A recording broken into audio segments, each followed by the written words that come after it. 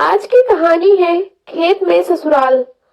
गांव के जीवन में मिट्टी की महक, हरियाली और रिश्तों की मिठास एक अलग ही जादू पैदा करती है। इसी गांव की पगडंडियों पर कदम रखते हुए सुजाता अपने ससुराल आई थी। शादी के बाद सुजाता का यह पहला कदम एक नए जीवन की शुरुआत थी। वह खुश भी थी और थोड़ा घबराई हुई भी थी। उसका ससुराल गांव के सबसे प्रतिष्ठित और संपन्न किसान परिवार में था। जब सुजाता ससुराल पहुंची तो वहां का माहौल देखकर उसका मन प्रसन्न हो गया। आंगन में पीपल का बड़ा सा पेड़, खपरेल की छत वाला घर और चारों ओर हरियाली देखकर उसे महसूस हुआ कि यह जगह कितनी शांत और सुकून भरी है। सास ने बड़े स्नेह से उसका स्वागत किया।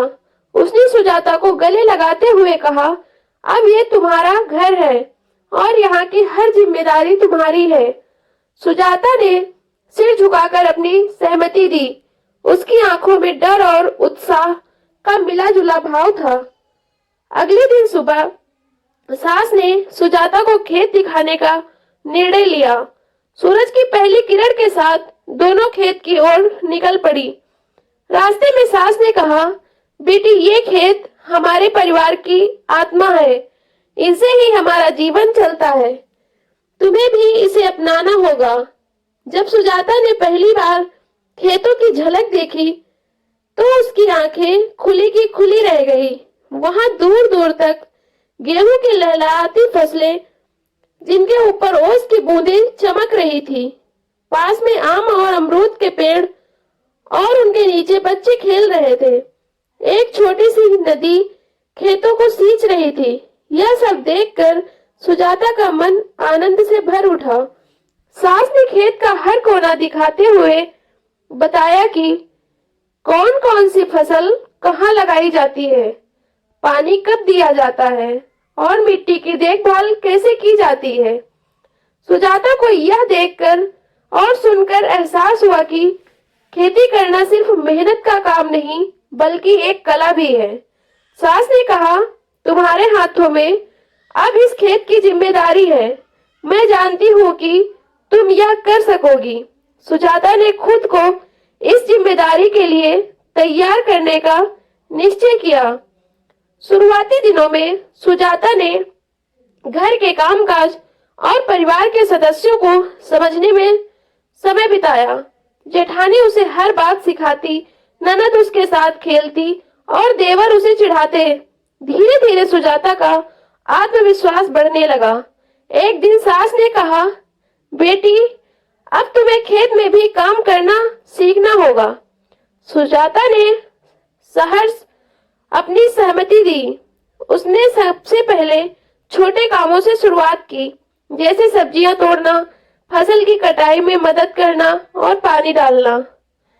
एक दिन जब गेहूं की फसल कटने का समय आया तो पूरे परिवार ने खेत में काम किया। सुजाता ने पहली बार हाथ से फसल काटने का काम किया। उसके हाथों में छाले पड़ गए, लेकिन उसने शिकायत नहीं की। उसकी सास ने देखा कि वह बिना रुके काम कर रही है। सास ने कहा, तूने तो मेरा दिल जीत लिया बेटी। खेत का काम करते करते सुजाता को यह एहसास हुआ कि यह मिट्टी एक अलग ही आत्मीयता है। जब वह खेत की मिट्टी को छूती तो उसे ऐसा लगता जैसे वह अपने परिवार के साथ और भी गहराई से जुड़ रही है। एक दिन अचानक गांव में बारिश और तूफान आया। खेत की सभी फसलें बर्बाद हो गई। परिवार के सभी लोग परेशान थे। ससुर ने कहा, यह साल हमारे लिए बहुत कठिन होगा। सुजाता ने परिवार को संभाला और कहा, हम सब मिलकर इसे ठीक करेंगे। हमें हिम्मत नहीं हारनी चाहिए। सुजाता ने गांव की महिलाओं को संगठित किया और सभी ने मिलकर खेत की सफाई शुरू की। उन्होंने बर्बाद फसलों को हटाकर नई फसल लगाने की योजना बनाई।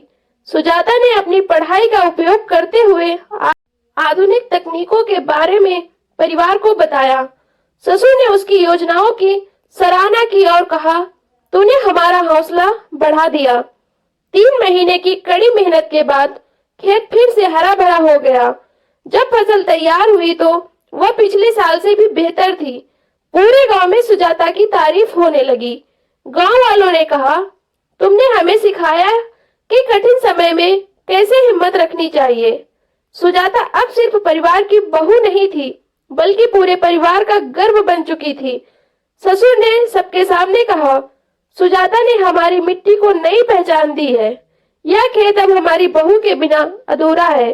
सुजाता ने यह साबित कर दिया कि मेहनत और लगन और प्यार के हर मुश्किल को पार किया जा सकता है। खेत अब सिर्फ फसल उगाने की जगह नहीं था, बल्कि परिवार के रिश्तों की गहराई और उनकी मेहनत की कहानी का गवाह बन गया था। कहानी पसंद आई हो तो चैनल को लाइक शेयर सब्सक्राइब करें।